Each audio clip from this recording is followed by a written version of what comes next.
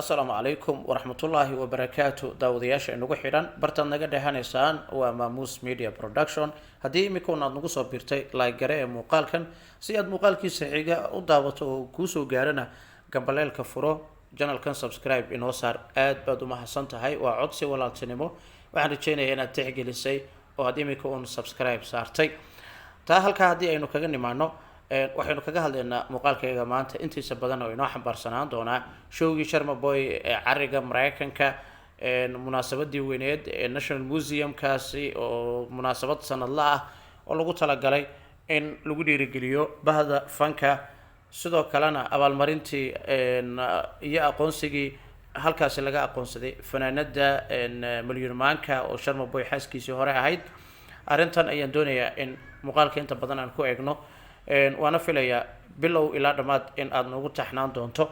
mar kale aan ku xusuusiyo gambaleelka furo, subscribe saar janalkan si aad u dheehato muuqaal walbo halkan aan kusoo gudbino. waad mahadsantihiin. waayahay, waxaan rajeynayaa in aad la socoteen toddobaadkan dalkaas Mareykanka waxaa ka socotay munaasabad aada u weyn, weliba lagu qabtay madaxafka weyn ee National Museum-ka ee Mareykanka ee Minneapolis, gobolka Minnesota. waxaana halkaas isugu yimid qaar ka mid a dadka dhalinyarada bahda fanka iyo sidoo kale qeybaha kala duwan ee bulshada. fanaanka Sharma Boy oo aad la socoteen xaaladihiisii ugu dambeeyey, safarkiisa Mareykanka iyo isbedeladiisii faneed iyo sida uu gilgilay masraxyada waaweyn ee dalka Mareykanka, gaar ahaan gobolka Minnesota. fanaankan waxuu noqday fanaan iskoorkii ugu horreeyay ka jabiyay halkaasi, maadaama uu noqday fanaan ku heesaya heesaha Soomaaliga, haddana heesihiisa ay la dhacaan ama uu soo jiito kumanaan kun oo malaayiin qof oo caalamka ku nool. si kastaba haatee, haddana munaasabadan ay ahayd mid aada uga duwaneed munaasabadihii sanadihii hore, maadaama halkaasi abaalmarino kala duwan lagu bixinayo oo lagu guddoonsiinayo dadka loo aqoonsaday inay yihiin kuwa jiilka imika aada u madadaalinaya dhanka fanka marka ay timaado ee loogu jecel yahay. waxaa sawaxan iyo buuq markiiba afka furtay shacab aada u badan oo ku sugnaa halkaasi kadib markii milyuunmaanka ay noqotay fanaanada sanadka. waxaynu ognahay in abaalmarintaasi mar sii horeysay in sidaan oo kale ugu guuleystay fanaanka qudhiisa, imika xaaskiisa ayaa ku guuleysatay oo laga aqoonsaday. waana waxaad moodaa in tani ay tahay arrin markaasi dhiirigelin u ah qofka fanaanka da-da yar ee ku haminayo in mustaqbalka meel fog uu ka gaaro. inkastoo fanka Soomaaliyeed, fankeeni hore iyo fanka marka isbarbar lagu sameeyo ay jiraan dad badan oo aada u dhaliilayo oo aqoonsan in fankan uu yahay fanaan waxba ka jiran abaalabaala, haddana waxaa jira dhalinyaro Soomaaliyeed oo hibo u leh ama hibooyinkooda mar walba kaga faa'iideysto in laga aqoonsado meel walba oo dunida Soomaaliya ay kaga nooshahay, isla markaana dadaalkooda iyo kartidooda aada markaasi loo dhiirigeliyo. waayahay, fanaanadan da-da yar milyuunmaanka oo imika ku sugan magaalada Nairobi dalka Kenya, balse magaalada Muqdisho ku nooleed, ayaa fanaanad aada marka loo fiiriyo fanaaniinta kale aada u cod wanaagsan, sidoo kalena heesaheeda aada loogu jecel yahay. weliba heestii ugu dambeysay oo aada markaasi u qabsatay baraha bulshada ay fartaan doonaan qoraa halkudhigeedu ahaa.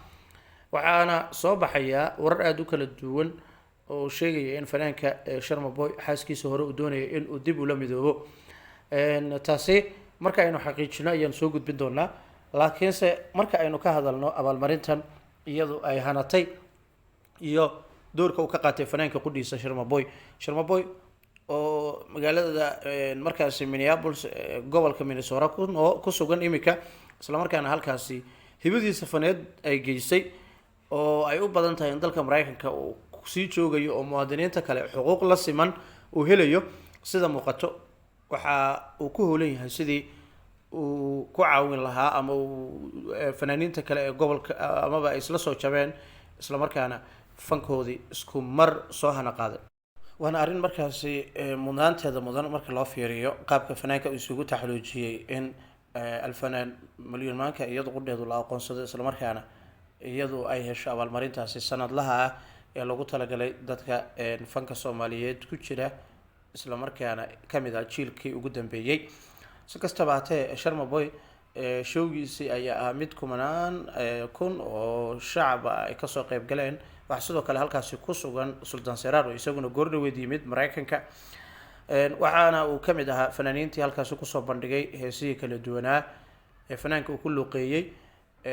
waxaana aada markaasi u riyaaqay bulshada siiba taageerayaasha fankooda oo iyagu goobtaasi ku sugnaa. waxaana ahayd munaasabad run ahaantii heerkeedu aada u sareeyay marka loo fiiriyo munaasabadaha kale. si kastaba haatee haddana waxaa aada dadka usoo jiitay qeybta abaalmarinta bixinta abaalmarinta oo fanaaniin kala duwan doorarka kala duwan ee fanka iyo heerka taageernimo lagu abaalmarinayo laguna aqoonsanaya. fanaaniintan waxa ay intooda badan aada ugu dhiiran yihiin sidii fanka ay meel sare uga gaari lahaayeen. marka aynu u nimaano Sharma Boy waxa uu sidii daradooriga oo kale uu iskaga soo dabasaarayay muddooyinka ugu dambeeyay heese aada u kala duwan.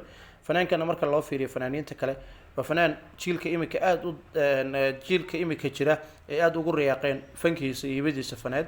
waxaan leeyahay fanaankan waa fanaan ay ku qaadato muddo aada u kooban curinta heesaha. waxuu imika isku darsaday mulaxamiiste fanaan oo hees curinaya oo ereyadii sameynayo kaalinta abwaannimona aan ka marneyn oo isagu qudhiisa abwaan xitaa isu aqoonsan. haddana heesaha raabka oo uu sheegay in uu aada jiilka mar wareysi uu siiyey BBC da uu sheegay in jiilka dambe ay doonayaan oo ay markaasi dooneynin heesihii hore balse ay aada u daneynayaan heesaha raabka. weliba heesaha markaasi inta badan jiilalka hadda ay aada u daneynayaan ay yihiin kuwa dadku ay isugu jawaabayaan ee aada moodo in heesahaasi ay yihiin kuwo isku turtuura. haddaba run ahaantii fanaankan daah cidi kama saarno fankiisa iyo sidoo kale heerka taageernimadiisa. waxaase muddooyinka ugu dambeeyey dadku ay wax iska weydiinayaan muddo intee leeg ay ku qaadan doontaa in uu kaga soo laabto dalka mareykanka. waxaana dhanka kala socday wadahadallo ku aadan sidii fanaanka loogu ogolaan lahaa in uu helo xuquuqda dalkaasi islamarkaana uu inta isaga sida jooskiisa uu ku noolaado dalkaasi mareykanka. waxaana jiray showyo kale munaasabado kale oo la qorsheynaya inay ka dhacaan qeybo kamid a dalalka kala duwan Yurub gaar ahaan qaaradda Yurub oo fanaanka isaga lagu waday ama sida uu qorshe u ahaa markaasi doonaya in uu booqdo si halkaasi uu iskooradii waaweynaa fankiisa uu uga jabiyo. waana waxyaabaha markaasi ka socda si aada baraha bulshada dadkuna ay aada markaasi uga hadlayeen balkaalintaasi fanaanka uu ku qaadan doono fankiisa. waayahay inta ayaan kusoo gabagabeyna muuqaalkayga. waad mahadsantihiin. subscribe inoo saar channelka like garee muuqaalkan si muuqaalkan iyo muuqaalka xiga aada uga bogato oo aada noqoto daawadaha koowaad ee u hela muuqaalada halkan aan kusoo gudbino. fadlan gambaleelka furo. aada ayaan idinkaga mahad celinayna 100% sida aad noogu taxantihiin.